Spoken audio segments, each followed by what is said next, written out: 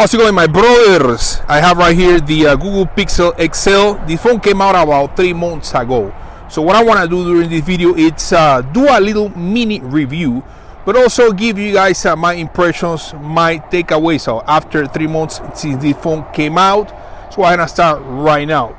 Okay, so we're not going to review the case, but since we have the case here on the phone, why not taking a quick look? This is one of the best looking cases that I would recommend for this phone. This is the Spigen Neo Hybrid. So as you guys can see, we have the dual texture right here with the Spigen logo on the bottom. Cut out for the camera flash, as well as the laser technology for the autofocus. Cut out on the top there for the audio jack. And cut out on the bottom, we have the volume rocker and power button right there. And you get some nice protection for the screen. So let's go ahead and take a look at this phone right now. And actually, let's go ahead and remove the case, because one of the things that I would like to mention about this phone, it's the design. When this phone came out, I think a lot of people were disappointed and upset because of the design. A lot of people think that this phone is bad looking and ugly looking. And I kind of agree and I kind of disagree.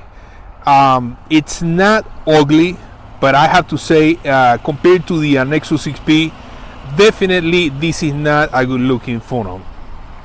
So what do we have right here? We have a 12 megapixel rear camera, 8 megapixel front facing camera. The phone can record video in up to 4K and also 60 frames per second. 2K or Quad HD display, 5.5 inches, 3450 milliamp battery. Same battery than the Nexus 6P, which that's another critic or disappointment that I have about this phone, because considering that the Nexus 6P it's bigger with 5.7 and the same battery life or battery size, they should have either increased the screen of this phone or increase the battery. So that's one critique. The phone is thicker than the Nexus 6P, so why not then making a bigger battery? So they made the same battery, the same size for this phone. 4 gig of RAM. As far as the storage, the phone doesn't support micro SD card, so that's another disappointment or critique. It comes in only 32 or 128, doesn't have the option for 64 gigabytes.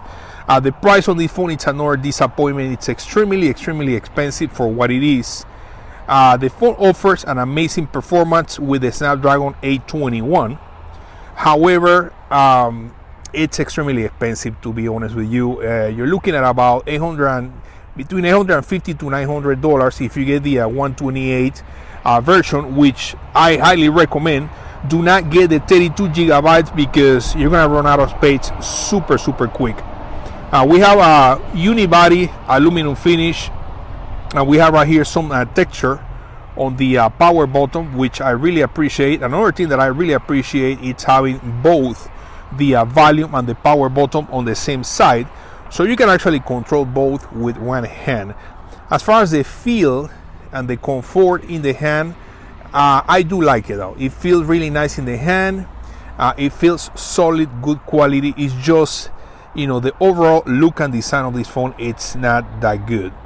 Audio jack on the top. For my taste, for my preference, I would rather have it on the bottom. Also, we see big bezels right here on the top and on the bottom. There's a lot of space. That's another thing that a lot of people criticize. All right, so this phone is super quick, and I activated developer options and turn off the animation, so it's flying really quick. We have the quick settings right there, notifications, access to the main settings of the phone. At the bottom right here, we have the home, recent applications, as well as back.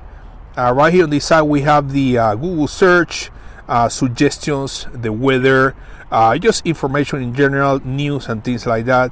On this other side right here, we have more icons and another screen.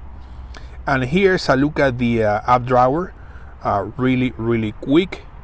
So let's take a look at the camera. Okay, so I remember when this phone was announced, Google was saying that they will promise the best camera, the best quality on any cell phone, and I think they are correct. They were right. The quality of this camera is absolutely amazing, especially the autofocus is super good. Also, I believe it comes with electronic and optical image stabilization.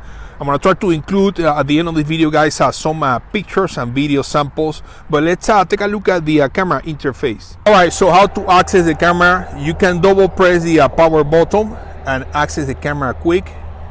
And obviously, you can go ahead and click on the camera icon.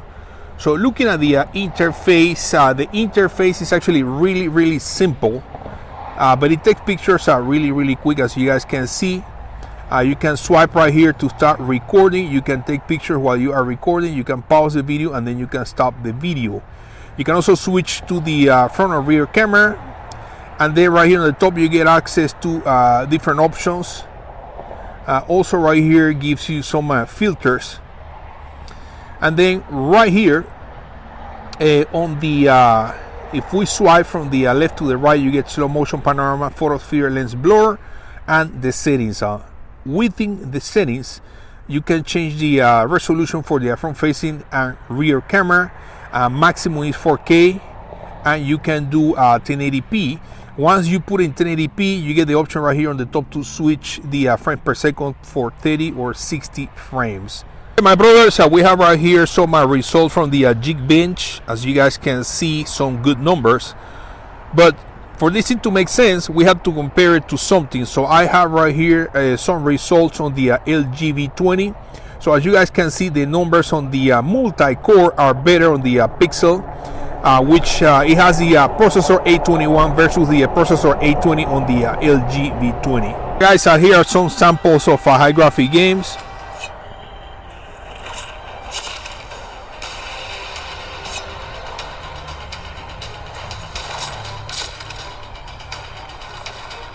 As far as the graphics, the screen resolution is absolutely amazing. With the 2K Quad HD display, AMOLED display, so the colors are going to look super nice. Alright, so another thing that is new with this phone is the new Google Assistant. So basically, you can keep a conversation with the Assistant as long as you keep asking questions about the same theme, the same subject. Whatever your original question was to the system, if you keep asking questions about the same, you basically can carry a conversation. So let's go ahead and take a look at that. How old is Madonna? 58 years old. What about her kids? The first two are 20 and 16 years old. Where does she live? Here's a result from search. Who is her husband? Madonna was married to Guy Ritchie and Sean. So as you guys can see, as long as you keep asking questions that are related to the first question, you can pretty much carry a conversation with the assistant. There's another thing that I forgot to mention is, yeah, you can open the camera with a double press on the power button. But you can also check the camera like this and switch between rear and front facing camera. Alright guys, another thing that this phone offers is the notifications on the screen. If you lift up the phone, it's gonna be a little hard to see, but here we go. So we see right there a missed call and a text message. So one thing that they included in this phone, I think it's something that every phone manufacturer should include in their software. Support. When you get issues with the phone, you want to call somebody, you don't have to worry. You just click on support on your phone and you can start chatting with an agent or even place a phone call. So if you go into the settings and click on support right there, you get the option to start chatting, live chat with an agent or make a phone call. Alright, so another thing to mention here, it's they put the fingerprint scanner on the back, and it's one of the fastest fingerprint scanners. So here we go. Super quick, and then you can use the fingerprint scanner as a mouse and you can swipe up and down and take a look at the notifications. I think it's time to give you guys some samples of pictures and videos with this amazing phone. Let's take a look.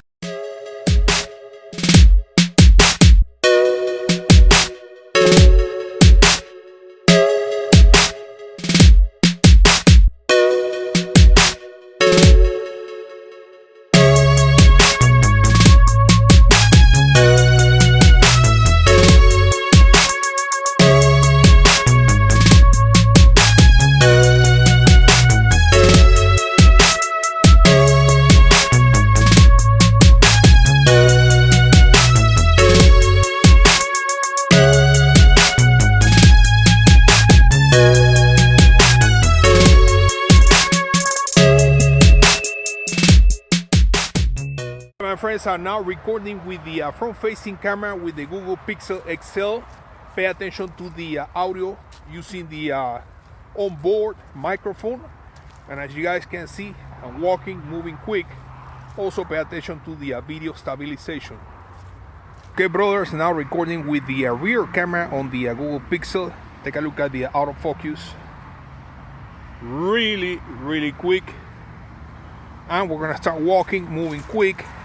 Pay attention to the video stabilization.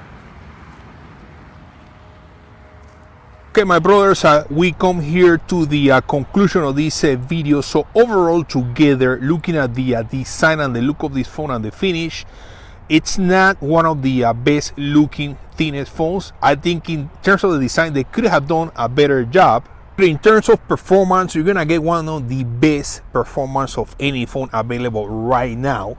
One of the best, if not the best, camera with autofocus. One of the best electronic and optical image stabilization. Battery life, it's okay, it's not one of the best, but you're also gonna get the best and the latest software updates, since this is Google. My final conclusion is that after 3 months, this phone is still working as brand new, like if it was the first day. Super quick, snappy, great camera, great performance. I just don't like the design, and I feel like the phone is really expensive. For this price, you can get the same performance from a OnePlus 3T or some other phones that came out from Huawei. So I will see you guys on the next one. Peace out. And remember, we are resuming the activities on this channel only in English. Thank you for your support, and I will see you later.